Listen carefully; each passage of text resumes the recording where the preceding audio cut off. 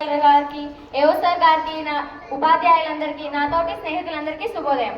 నా పేరు లతారెడ్డి. నేను 8వ తరగతి చదువుతున్నాను. ఈరోజు నేను తెలుగు భాష దినోత్సవం సందర్భంగా తెలుగు భాష గొప్పతనం గురించి చెప్పబోతున్నాను. ముందుగా అందరికీ తెలుగు భాష దినోత్సవ శుభాకాంక్షలు. మీరు ఇక్కడ ఉన్న వాళ్ళు ఎవరైనా ఒక్క నిమిషమైనా తెలుగులో స్పష్టంగా అచ్చ తెలుగులో మాట్లాడగల ఒక్క ఆంగ్ల పదం లేకుండా మాట్లాడలేరు. మాట్లాడినా అందులో ఒక్క ఇంగ్లీష్ పదమైన ఉంటుంది. ఎందుకు? అది ఇంగ్లీష్లో మాట్లాడానంటే ఒక్క నిమిషంకి 10 నిమిషాలైనా చకచకా మాట్లాడేస్తారు. మన తెలుగు భాషకి ఎందుకు విలువ దొరకట్లేదు? సరే, దీన్ని పక్కన పెట్టండి.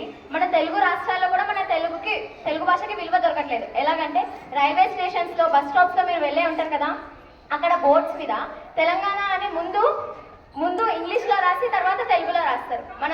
మన తెలుగు రాష్ట్రాల్లోనే మన తెలుగుకి విలువ లేకుంటే బయట రాష్ట్రాల్లో ఇంకెక్కడ విలువ దొరుకుతుంది? మన తెలుగు ఎంత గొప్పదంటే, మీకు మన తెలుగులో ఎన్ని అక్షరాలు ఉన్నాయో తెలుసా?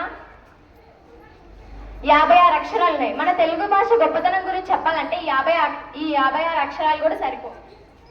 నీరు, ఇదేం కొత్త పదం కాదు, కానీ నీరు అనే పదానికి ఎన్నో పర్యాయ పదాలు ఉన్నాయి. జలము, ఉపదము, అమృతము, ఇంకా ఎన్నో ఉన్నాయి. కానీ ఇంగ్లీష్లో వాటర్ తప్ప ఇంకేదైనా ఉందా దానికి చెప్పడానికి? ఏమీ లేదు. అది ఇంగ్లీష్ మంత్స్ చెప్పండి అంటే జనవరి, ఫిబ్రవరి, మార్చ్ అని చెప్పేస్తారు. తెలుగు నెలలు చెప్పాలంటే చెప్తారా? ఒక్క నిమిషమైనా ఆలోచిస్తారు కదా. చైత్రం, వైశాఖం, జ్యేష్టం, ఒక్క తప్పైనా చెప్తారు. ఋతువులు ఎన్ని? 6 ఋతువులు, సంవత్సరాలు 60 సంవత్సరాలు, ఒక్క తప్పైనా చెప్తారు. మీరు హిందీ సంఖ్యల గురించి వినింటారు, ఇంగ్లీష్ సంఖ్యల గురించి వినింటారు. 1 2 3 4 అని సింబల్స్ కూడా ఉంటాయి దానికి. తెలుగుకి కూడా సింబల్స్ ఉన్నాయని తెలుసా మీకు? ఎవరైనా చెప్పగలరా 1 అని ఎట్లా రాస్తారో?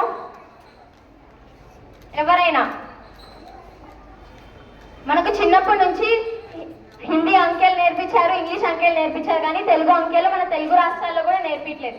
ఎందుకు? మన తెలుగు భాషను ఎందుకు ఇంత చులకనగా చూస్తున్నారు? ఒకసారి రవీంద్రనాథ్ ఠాగూర్ అన్నారు, మన దేశంలో అన్ని భాషలకెల్లా తెలుగు భాష ఎంతో తీయనైనది. ఇంకా మనం ఎప్పుడైనా ఒక్క తెలుగు పదం మాట్లాడినా మన శరీరంలో 7200 న్యూరాన్స్ యాక్టివేట్ అవుతాయి. ఇంకా పూర్వకాలంలో మన తెలుగు భాష, మన మాతృభాష గ్రాంధిక భాషలో ఉండేది. ఇది పలకడానికి, రాయడానికి, చదవడానికి ఎంతో కష్టంగా ఉండేది. అప్పుడు ఒక వ్యక్తి గిడుగు వెంకట రామూర్తి గారు మన మాతృభాషని తెలుగులోకి మార్చారు. అప్పటి నుంచి మనం ఎంతో స్పష్టంగా మనం చదువుకోగలము, రాయగలము.